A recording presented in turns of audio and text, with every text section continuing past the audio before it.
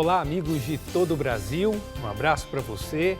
Agora na TV Pai Eterno, espaço para informação e aprofundamento de um assunto importante para a nossa sociedade.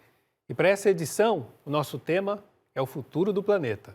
Sim, o cuidado com o meio ambiente é importantíssimo para a manutenção da vida no planeta Terra. E o Brasil tem uma responsabilidade importantíssima quando o assunto é meio ambiente. Basta considerar a imensidão do nosso território e também os diversos ecossistemas que existem por aqui. É da preservação, por exemplo, do cerrado que depende o abastecimento das águas que chegam nas casas da maior parte dos brasileiros. Já sobre a Amazônia, nem se fale. A imensidão da biodiversidade da região preserva uma riqueza de valor incalculável. No entanto, só neste ano, os dados mostram que o desmatamento na região foi o maior nos últimos 10 anos. E como está a política de proteção do meio ambiente no Brasil? Vamos conversar sobre esse assunto no programa de hoje com o ambientalista cristão Paulo Souza Neto, que está conectado conosco, direto de Goiânia. Paulo Souza, bem-vindo à TV Pai Eterno. Muito obrigado pela oportunidade de conversar com vocês. Obrigado por sua presença e também conectada conosco lá da cidade de Belém, no Pará, a ecóloga e pesquisadora do Museu Paraense Emílio Gueldi, assessora da Rede Eclesial Panamazônica, a REPAM, a nossa amiga Ima Vieira, que também participou, inclusive, do Sínodo para a Amazônia. Ima, seja bem-vinda à TV Pai Eterno. Muito obrigada pelo convite, é um prazer estar aqui conversando com vocês sobre esse importante tema para o nosso Brasil. Exatamente, para o Brasil, para a humanidade. Nós vamos falar disso já já. Antes eu quero dar um recado muito importante para você que acompanha a TV Pai Eterno. Aqui nós apresentamos a você em nossa programação momentos de evangelização, momentos de formação e informação como esse, porque o nosso objetivo é levar a bênção de Deus na sua vida. E a bênção de Deus é isso, é informação de qualidade. E quem patrocina esse trabalho de evangelização é você, devoto, associado, que faz parte da família dos filhos e filhas do Pai Eterno. A gente agradece a você por seu compromisso fiel, mesmo que no pouco, mas que nos ajuda tanto para manter essa obra funcionando e também na construção da nova casa do Pai.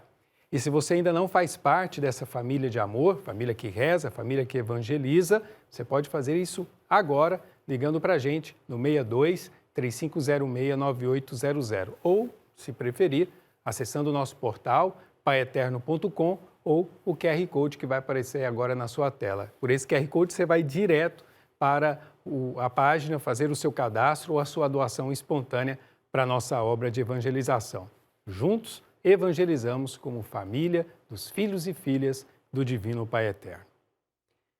Governos, empresas e cada cidadão, somos todos responsáveis pelas ações de preservação ambiental. Mas para que todos possam respeitar o meio ambiente e realizar ações de sustentabilidade, é preciso que hajam políticas públicas que promovam a preservação e o consumo de forma sustentável. Estou lembrando que temos ações de forma ampla, como a prevenção de queimadas, mas também as ações que cada um de nós pode e deve desenvolver em nossa casa. No entanto, no Brasil, os últimos anos têm sido marcados por tragédias no campo ambiental. Vamos relembrar. Quanto ao desmatamento na Amazônia, em comparação com o ano anterior, a área desmatada registrou um aumento de 29,5%, segundo dados do Instituto Nacional de Pesquisas Espaciais, o INPE. Em 2018, foram registrados cerca de 7.500 quilômetros desmatados. A área aumentou para 9.700 quilômetros em 2019. Já quanto às queimadas, segundo o levantamento do INPE, do dia 1º de janeiro ao dia 31 de agosto de 2019, cerca de 113 mil quilômetros quadrados de áreas naturais foram queimadas na Amazônia, no Cerrado e no Pantanal. Em comparação com o ano anterior, essa área representa um aumento de 87%, o que equivale a 2 vezes o estado da Paraíba. Pesquisadores identificaram que entre as principais causas para a ocorrência das queimadas estão o desmatamento, a preparação do solo para a agricultura e os incêndios acidentais. Quanto à exploração mineral, não podemos nos esquecer do rompimento de uma barragem da Vale em Brumadinho, Minas Gerais, que foi uma tragédia humana que tirou a vida de centenas de pessoas e algumas delas ainda seguem desaparecidas. Ao todo, 9,7 milhões de metros cúbicos de rejeitos vazaram do reservatório, atingindo uma área de 290 hectares ao longo de 9 quilômetros de distância até chegar ao rio Paraopeba. Também no ano passado, a Organização Mundial Meteorológica divulgou que os níveis dos 3 principais gases captadores de calor atingiram concentração recorde, acelerando ainda mais os efeitos das mudanças climáticas. Entre as consequências estão condições climáticas extremas, escassez hídrica e aumento do nível do mar. Pois é, esses dados são de 2019 e nós já sabemos que o ano de 2020 também tem sido marcado por intensas queimadas, não somente na região Amazônia e no Cerrado, como também no Pantanal. Ou seja, a questão parece que vem piorando de tempos em tempos. E daí, com esses dados, eu começo a conversa.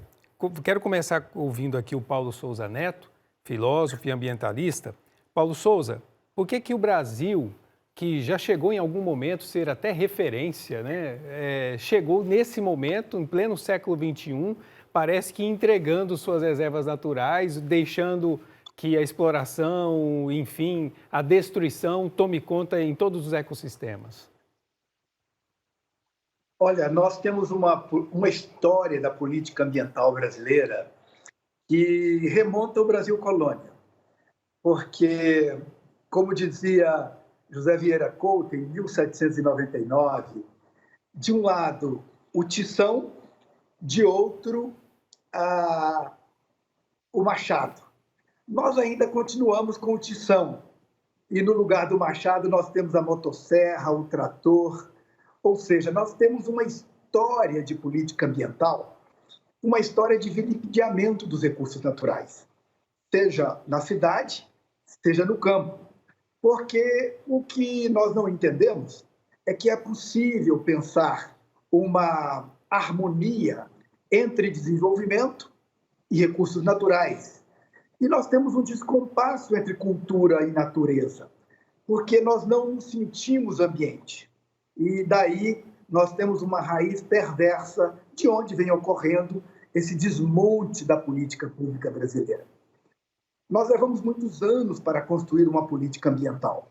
Nós não tínhamos Ministério do Meio Ambiente, tínhamos uma secretaria, criamos o Ministério do Meio Ambiente, os órgãos estaduais foram criados no Brasil.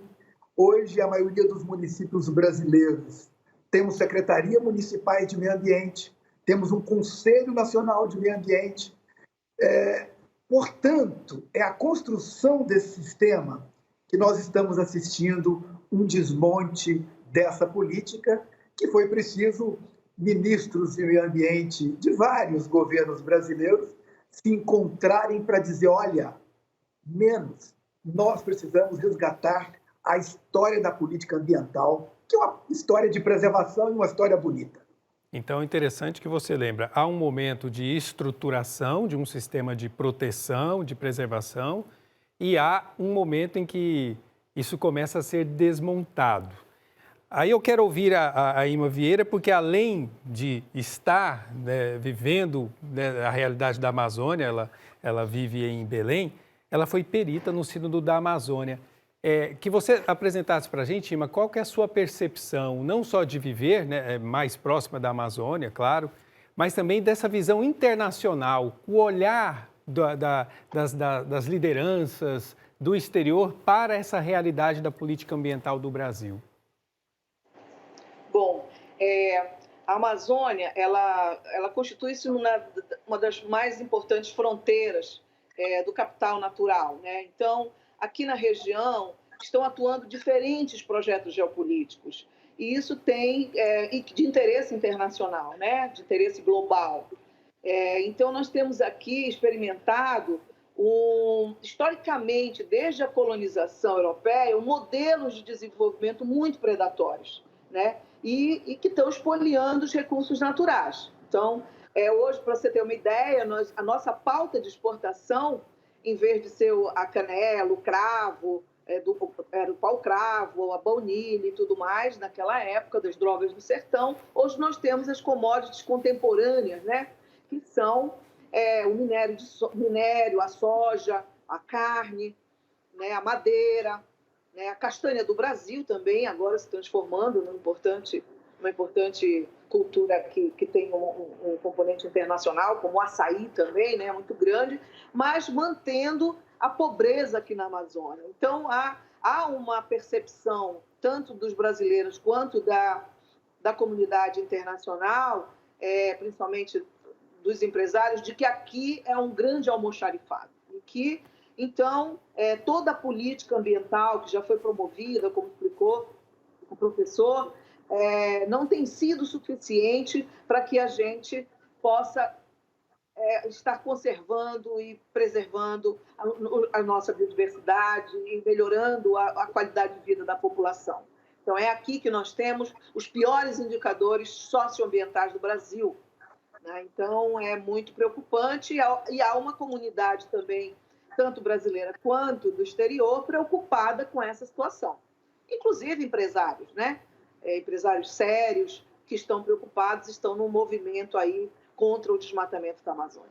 É até interessante você dizer isso, porque o Paulo já lembrava, ex-ministros do meio ambiente vieram de diferentes partidos, inclusive, vêm a público se manifestar, pedindo uma nova postura da parte do atual governo brasileiro, mas também vem todo esse interesse do próprio capital internacional pedindo uma mudança de postura.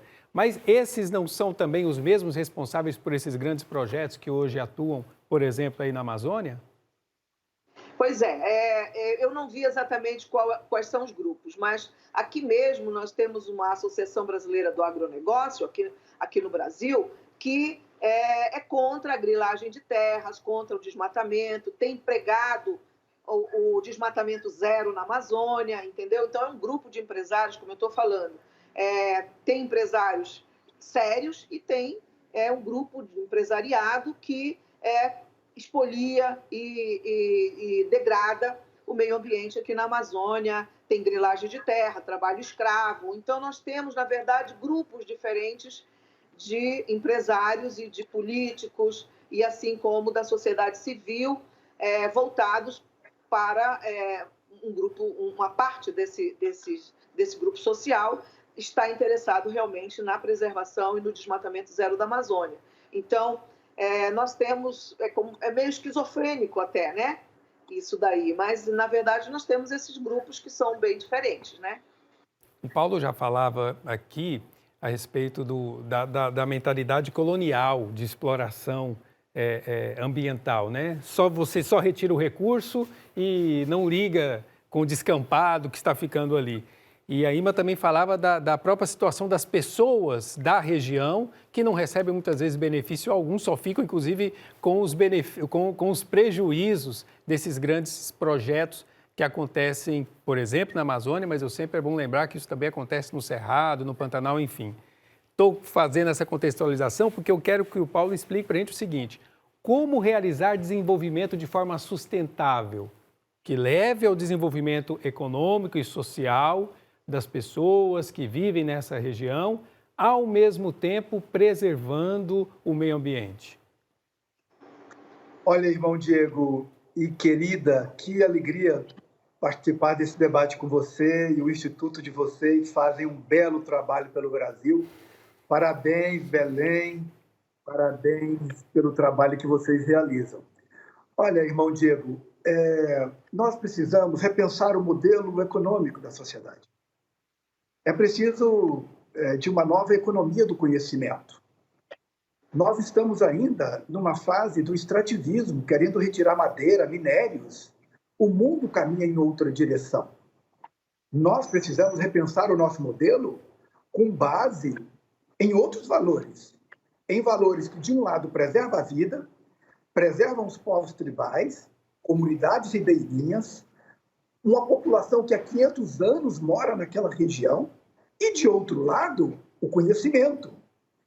E te digo, não foram só os ministros de meio ambiente que se encontraram para contestar essa tragédia que é o desmonte da política ambiental brasileira. Para nossa ironia, a semana passada, ministros da Economia e do Banco Central do Brasil se encontraram para dizer: olha, nós precisamos dar um basta nesse modelo que desmata, que queima, que agride os recursos naturais. Olha que coisa interessante. Esse grupo a que ela se referia é um grupo de empresários sérios, e nós vivemos uma realidade paradoxal, contraditória, mas existem empresários contra o desmatamento da Amazônia, contra a mortandade de povos indígenas, pela valorização da vida, contra esse incentivo, essa sinalização de morte no Brasil. Portanto, irmão Diego, uma saída é a economia do conhecimento. Uma saída são as experiências sustentáveis, que você bem disse. Temos em todos os biomas. Temos na Amazônia, mas também temos na Caatinga, temos no Cerrado, no Pantanal, nos Campos Sulinos, na Mata Atlântica, ou seja, nós temos belas experiências que promovem a economia do conhecimento em todos os 6 biomas brasileiros. Recentemente, o governo baixou um decreto proibindo as queimadas no Brasil nesse período aí de 180 dias, né?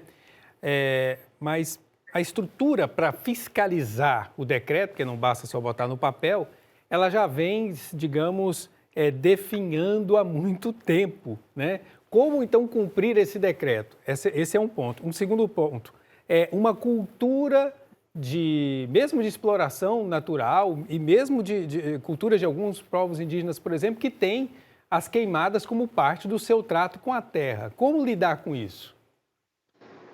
Irmão Diego, você colocou o dedo na ferida. Nós temos um desmonte também da política de fiscalização no Brasil. O Conselho Nacional de Meio Ambiente nunca mais se encontrou, nunca mais se reuniu.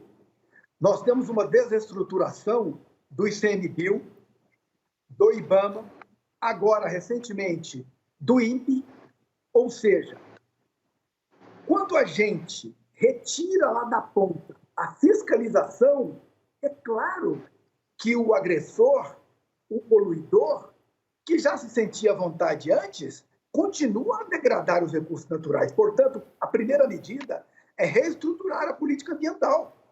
O vice-presidente da República meio que desautorizou o ministro do Meio Ambiente e vem coordenando a política na Amazônia. Agora, é preciso ouvir os governadores da Amazônia. É preciso conversar com aqueles que estão na ponta, no poder local. Como aumentar a capacidade de fiscalização nos municípios? Lá em Santarém, lá em Marabá, lá em Manaus, lá nos municípios enormes daquela região.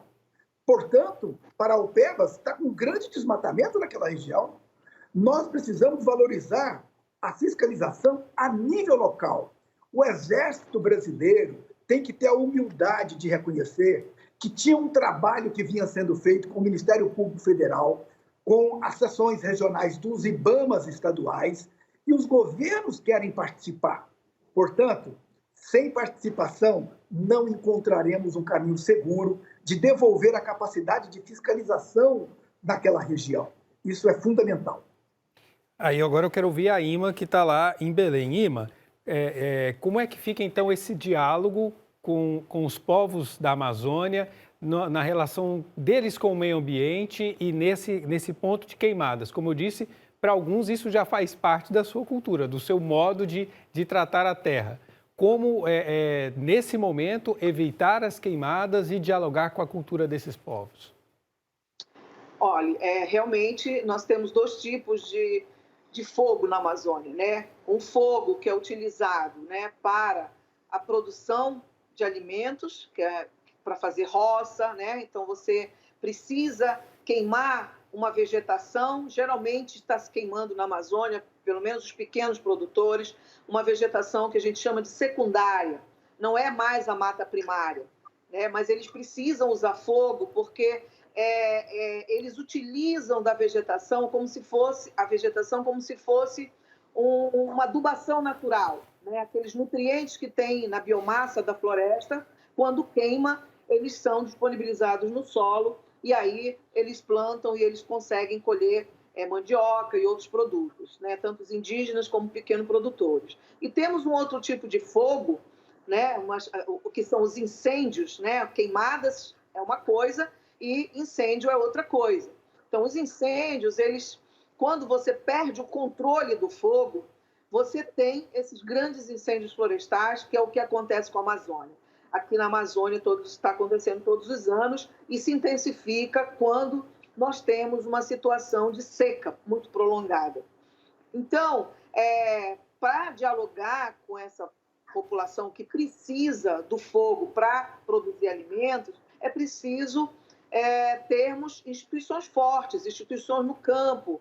Como disse o professor novamente, a política ambiental brasileira foi desmantelada e hoje nós temos instituições como o IBAMA, que fiscaliza, o ICMBio, que toma conta das unidades de conservação, tanto de uso sustentável quanto de proteção integral. Ela precisa dialogar com essa população, né? Os órgãos fiscalizadores, os órgãos gestores, e isso não está acontecendo. Então, nós podemos ter também uma situação de insegurança alimentar, de diminuição da produção de mandioca. O Pará, por exemplo, é um dos maiores produtores de mandioca. Se a população, se os pequenos produtores familiares não puderem usar o fogo para produzir mandioca, e aí nós vamos ter problemas com produção de farinha, que é a base alimentar do povo da Amazônia, e assim é bem crítico, né? Então, é preciso diálogo, é preciso mostrar e diferenciar o que é a queimada para a produção e o que é a queimada de incêndios, né? Os incêndios que estão destruindo as florestas primárias da Amazônia. E que são criminosos sempre, né? Ou seja, o São incêndio criminosos. é um crime. Exatamente. A maioria é feito para especulação de terra, né? Então, é realmente criminoso, é ilegal, é criminoso. Paulo Souza, eu disse aqui na abertura do programa a respeito da realidade do Cerrado, porque se fala muito da Amazônia, muito da Mata Atlântica e se esquece do Cerrado, que costumo dizer é a caixa d'água do Brasil, né? As principais bacias hidrográficas têm suas nascentes aqui. O que tem sido feito para tentar salvar esses mananciais que nascem aqui no Cerrado? Olha, como a Amazônia, o Cerrado também enfrenta muitos problemas. E o Cerrado tem uma característica que é um bioma de integração nacional, porque ao norte ele esbarra na Amazônia, ele esbarra na Caatinga, ele toca na Mata Atlântica, ele abraça o Pantanal, não é? Ele não faz divisa apenas com os campos sulinos, ou seja, o Cerrado é um bioma que integra os outros biomas brasileiros e que deveria, neste momento, segundo os professores da Universidade Federal de Goiás, que tem uma parceria com o INPE para análise de cobertura vegetal natural, os índices de degradação do Cerrado não são diferentes dos índices da Amazônia. E no caso do Cerrado, nós temos quilombolas, povos tradicionais, vazanteiros, raizeiros, comunidades que estão há centenas de anos nos seus lugares promovendo uma agricultura que precisa ser motivada. Portanto, é preciso a gente ter uma política de integração desses grandes recursos que vai para a agricultura brasileira, para o agronegócio, de fortalecimento na agricultura familiar. Especialmente, irmão Diego, nós não falamos aqui ainda, um elemento que vem agredindo ainda mais, expondo ainda mais as vísceras da ausência da política ambiental, que é o Covid-19, que é o coronavírus. O coronavírus, ele potencializou dois elementos na política pública brasileira. De um lado, a desigualdade, aumentaram as desigualdades, e, de outro lado, as agressões ambientais, que também revelam a fragilidade de outras duas políticas públicas brasileiras que nós não estamos conseguindo estruturá-las, que é o SUS, o Sistema Único de Saúde, que deveria estar merecendo atenção, apoio, e não ser igualmente desestruturado, e também a política de transporte urbano no Brasil, que transporta um volume muito grande das pessoas. Pelo amor de Deus, mais de 80 mil mortos, nós poderíamos estar evitando isso. Então, a Covid-19 também veio, já se tornou lugar comum, dizer que está em disputa uma nova narrativa, um novo mundo, um novo modo de viver. E o modo que a gente espera é o modo, de um lado, que valoriza a vida, de outro lado, que aprofunda uma dimensão do humano que nós não estamos aprofundando, que é a dimensão da espiritualidade. Então, de um lado, valorização da vida, de outro lado, isso que o Papa Francisco vem chamando ao debate, primeiro com a Amazônia, e agora promoverá um grande encontro com economistas do mundo inteiro, com a chamada Nova Economia de Clara e Francisco. Portanto, nós precisamos sinalizar para as pessoas que é preciso uma mudança interior, mas é preciso promover a vida, acreditar na vida, e não promover a morte. O nosso tempo está quase esgotando, mas eu queria ouvir rapidamente a Ima a respeito do Sínodo para a Amazônia, porque toda essa visão que o Paulo disse, que mostra a ecologia tocando no todo da nossa vida, foi, digamos, a que pautou a reflexão do Sínodo para a Amazônia, né? O tema do Sínodo era a evangelização da Amazônia, e não dá para falar isso sem tocar no ambiente que as pessoas vivem, que é a ecologia de forma integral. Mas, Ima, rapidamente, qual o saldo do Sínodo para a Amazônia para os povos da região? E, inclusive, como é que a reflexão tem continuado? Olha, foi um rico momento, não só de reflexão, mas de um diagnóstico sobre a Amazônia. E a continuação é realmente muito importante. O que nós temos feito, grupos de trabalho estão sendo conduzidos pela Repam, pelas dioceses, pela CNBB Norte 1, 2, em toda a Amazônia. E o saldo é muito positivo. Eu vejo maior visibilidade na situação dos povos indígenas, uma luta mais integrada com relação à vida desses povos, né? A garantia de vida desses povos, aos direitos dos povos indígenas. Mas eu acho que ainda falta muito mais, né? É preciso que a gente realmente amazonize-se, né? A discussão, é preciso amazonizar a discussão, é preciso que haja uma integração maior, né, de todos em torno dessa região que é tão importante para a Amazônia e para o mundo. Nós estamos fazendo a nossa parte, o Sínodo para a Amazônia foi um marco muito importante e a Igreja está de parabéns por ter entrado nessa luta, que é uma luta mundial, é uma luta de toda a humanidade. No ano de 2015, o Papa Francisco lançou a sua encíclica Laudato Si, que na tradução quer dizer louvado seja, sobre o cuidado com a casa comum. Nesse documento, o Papa lançou para toda a humanidade um convite urgente para renovarmos o diálogo sobre a maneira como estamos construindo o futuro do planeta. O Papa enfatiza que precisamos de um debate que nos una a todos, pois o desafio ambiental tem impacto sobre todos nós. O desafio do diálogo está na capacidade de encontrar o ponto certo entre desenvolvimento econômico e preservação ambiental. Por isso, precisamos conversar, dialogar e, mais do que isso, compreender que não se trata apenas de uma questão lá de autoridades, de governos, de ONGs, lá da Amazônia. Não, mas de ações que nós devemos executar hoje, no lugar em que a gente vive. Medidas simples, mas que ajudam e muito na preservação do planeta. E nós vamos fazer um programa exatamente focando nesse ponto, ações que nós podemos fazer aqui onde vivemos em prol da preservação do planeta. Porque o programa de hoje já está chegando ao fim. Então, eu quero agradecer ao Paulo Souza Neto pela sua participação aqui no nosso programa. Foi muito importante, Paulo, a sua contribuição e quero contar com a sua presença quando nós formos falar dessas ações simples que cada pessoa pode fazer na sua casa em prol da salvação do planeta Terra. Obrigado, Paulo. Alegria, conte comigo. Parabéns à TV Pai Eterno por esse trabalho maravilhoso que vocês oferecem ao Brasil de evangelização com foco na sustentabilidade. Muito obrigado. E obrigado também a Irma Vieira, da Rede Eclesial Panamazônica. Obrigado por seu testemunho. E nós vamos voltar a conversar para conhecer um pouco mais o trabalho que é desenvolvido aí por vocês em prol da preservação desse patrimônio que é da humanidade. Muito obrigado, Irma Vieira. Muito obrigado também. Foi um prazer estar aqui, conversar com vocês e parabenizá-lo também por esse importante trabalho, essa importante iniciativa. E obrigado a você que nos acompanhou na TV Pai Eterno. Até a próxima.